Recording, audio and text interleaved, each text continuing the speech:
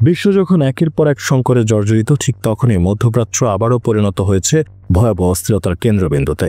ভূরাজনৈতিকভাবে অত্যন্ত স্পর্শকাতর এই অঞ্চল যেন আবারও ইতিহাসের নিষ্ঠুর পুনরাবৃত্তি ঘটাতে চলেছে। ইরান ও ইসরায়েলের মধ্যে শুরু হওয়া সরাসরি সামরিক সংঘাত এখন আর কেবল দুটি দেশের দ্বন্দ্ব নয়, বরং এটি গোটা বিশ্বের সামনে এক নতুন যুদ্ধ বাস্তবতার কুয়াশা নামিয়ে দিয়েছে। বিশ্লেষকদের ভাষায় এই সংঘাত হতে পারে তৃতীয় বিশ্বযুদ্ধের পূর্বাভাস, এক ভয়ঙ্কর ভবিষ্যতের অনিবার্য পদধ্বনি। যদিও এই যুদ্ধের গোলাগুলি বাংলাদেশের আকাশে পৌঁছায়নি, তবে এর প্রতিধ্বনি আমাদের অর্থনীতির প্রাচীরে ধাক্কা দিতে শুরু করেছে। এক অদৃশ্য তরঙ্গে বাংলাদেশের অর্থনৈতিক ভিত কাঁপতে শুরু করেছে। আমাদের দেশের আমদানি কাঠামোর এক বিশাল অংশ বিশেষত জ্বালানি তেল, খাদ্য ও সার নির্ভর করে মধ্যপ্রাচ্যের উপর, যার পরিবহন রুট হরমুজ প্রণালী। সেই প্রণালী যদি এই যুদ্ধের আগুনে পুড়ে গিয়ে সাময়িকভাবে বন্ধ হয়ে যায়, তাহলে বিশ্ববাজারে তেলের দাম যেমন লাগাম ছাড়া হয়ে উঠবে, তেমনি বাংলাদেশের অর্থনীতিও এক দুর্বিষহ চাপে পড়ে যাবে। ইতোমধ্যে ব্রেন্ট ক্রুডের দাম $120 ছুঁয়েছে। বিশেষজ্ঞরা আশঙ্কা করছেন তা দ্রুত $130 গিয়ে ঠেকবে। বাংলাদেশ যেহেতু প্রতি বছর প্রায় 60 থেকে 70 লাখ টন জ্বালানি তেল আমদানি করে, তাই আন্তর্জাতিক বাজারে দামের এই উল্লম্ফন আমাদের আমদানি খরচে ভয়ঙ্কর রূপ নেবে। এর সরাসরি প্রভাব পড়বে বিদ্যুৎ উৎপাদন ব্যয়ে, শিল্পের খরচে, পরিবহনে এবং সর্বোপরি মানুষের দৈনন্দিন জীবনে। এই অব্যাহত ব্যয়ের চাপ সামাল দিতে সরকারকে বিপুল ভর্তুকির চিন্তায় যেতে হবে। বাজেট ঘাটতি বাড়বে, আর তার সঙ্গে বেড়ে যাবে মুদ্রাস্ফীতির ঝুঁকি।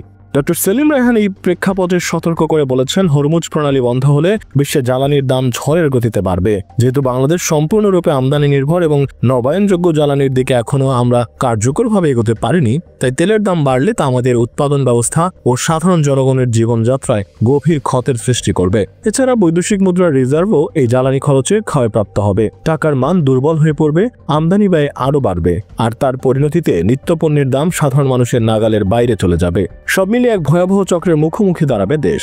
এর সঙ্গে যুক্ত হবে রপ্তানির সংকট। হরমুজ প্রণালী চলাচলে বিঘ্ন ঘটলে তৈরি পোশাক শিল্পে শিপমেন্টে বিলম্ব ঘটবে, ফলে বিদেশি ক্রেতারা তাদের অর্ডার বাতিল করতে পারেন, যা এই খাতকে এক ভয়াবহ বিপদের মুখে ঠেলে দেবে। অথচ এই খাতই বাংলাদেশের বৈদেশিক আয় ও কর্মসংস্থানের অন্যতম প্রধান ভরসা।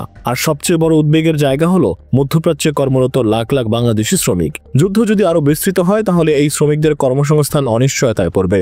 অনেকে হয়তো প্রাণ বাঁচাতে ফিরে আসবেন, আবার অনেকেই কাজ হারিয়ে বসবেন। এর সরাসরি প্রভাব পড়বে রেমিটেন্সে, যা বর্তমান অর্থনৈতিক স্থিতিশীলতার অন্যতম স্তম্ভ। রেমিটেন্স হঠাৎ কমে গেলে বিদেশি মুদ্রার রিজার্ভে ধস নামবে এবং অর্থনীতির ভারসাম্য এক ভয়াবহ সংকটে পড়ে যাবে। শুধু এখানেই শেষ নয়, মধ্যপ্রাচ্যের পরিস্থিতি যদি আরো খারাপ হয়, তাহলে সুয়েজ খাল ও রেড সি দিয়ে চলাচলকারী জাহাজগুলোকেও বিকল্প পথে যেতে হবে, যা সময় ও খরচ দুই বাড়াবে। এর মানে আমদানি পণ্যের দাম বেড়ে যাবে, উৎপাদনের জটিলতা তৈরি হবে এবং ছোট মাঝারি উদ্যোক্তারা টিকে থাকার লড়াই হিমশিম খাবে। তেলের দাম যদি ব্যারেল প্রতি $130 ছাড়ায়, তাহলে শুধু বাংলাদেশের নয়, বিশ্ব অর্থনীতি এক ঘূর্ণাবর্তে পড়ে যাবে। মূল্যস্ফীতি বাড়বে, মানুষের ক্রয় ক্ষমতা কমবে, আর বাজারের চাহিদা কমে যাওয়ার ফলে শিল্প উৎপাদনের সংকট তৈরি হবে। বাংলাদেশের মতো উন্নয়নশীল জ্বালানি নির্ভর এবং রপ্তানি নির্ভর দেশের জন্য এই পরিস্থিতি যেন এক বিস্ফোরণের আগে নিঃশব্দ ক্ষয়। একদিকে বৈদেশিক ঋণ বাড়ছে, অন্যদিকে রিজার্ভের চাপ, মূল্যস্ফীতি, বৈশ্বিক অনিশ্চয়তা ও শ্রমবাজারে ঝুঁকি, সব মিলে এক অদৃশ্য অথচ প্রবল ঝড় ধেয়ে আসছে আমাদের অর্থনীতির দিকে। বেসরকারি গবেষণা প্রতিষ্ঠান সানেমের নির্বাহী পরিচালক ডক্টর সেলিম রায়হান বলেন, হরমুজ প্রণালী বন্ধ হলে জ্বালানি আমদানির ব্যয় বেড়ে যাবে, যা বিদ্যুৎ শিল্প, কৃষি এবং পরিবহন খাতে ব্যাপক প্রভাব ফেলবে। এর ফলে দ্রব্যমূল্য বাড়বে, বৈদেশিক মুদ্রার রিজার্ভে চাপ পড়বে এবং টাকার মান দুর্বল হবে। তিনি আরও যোগ করেন, তৈরি পোশাক খাতে ক্রয়াদেশে বাতিলের ঝুঁকি তৈরি হবে, আর প্রবাসী শ্রমিকদের কর্মসংস্থান হুমকির মুখে পড়বে। সিপিডির সম্মানীয় ফেলো অধ্যাপক মুস্তাফিজুর রহমান সতর্ক করে বলেন, যুদ্ধ দীর্ঘায়িত হলে ইউরোপ ও যুক্তরাষ্ট্রে ভোক্তা চাহিদা কমবে, যা বাংলাদেশের পোশাক রপ্তানিতে নেতিবাচক প্রভাব ফেলবে। তিনি জ্বালানি ও শিপিং খরচ বৃদ্ধির বিষয়ে গভীর উদ্বেগ প্রকাশ করেন। বিজিএমই এর সভাপতি মাহমুদ হাসান খান বলেন, জ্বালানির দাম বাড়লে উৎপাদন ব্যয় বেড়ে যাবে, যা ছোট ও মাঝারি রপ্তানিকারকদের জন্য বিশেষভাবে ক্ষতিকর হবে। তিনি সরকারের কাছে জ্বালানি আমদানির কৌশলগত পরিকল্পনা ও খাতভিত্তিক প্রণোদনার আহ্বান জানান।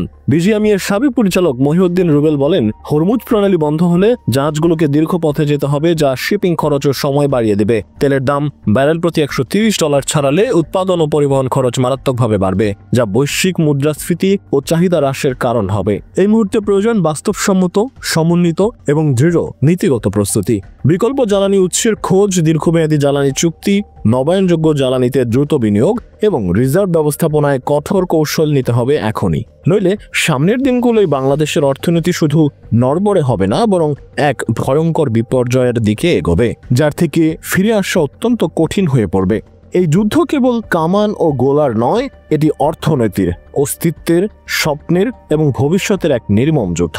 এই যুদ্ধে জয়ী হওয়ার একমাত্র উপায় প্রস্তুতি, পূর্বাভাস এবং প্রজ্ঞাপূর্ণ পদক্ষেপ। এখন সময় হাত গুটিয়ে বসে থাকার নয়, সময় হয়েছে ঝড়ের আগে মাটিকে শক্ত করে ধরার।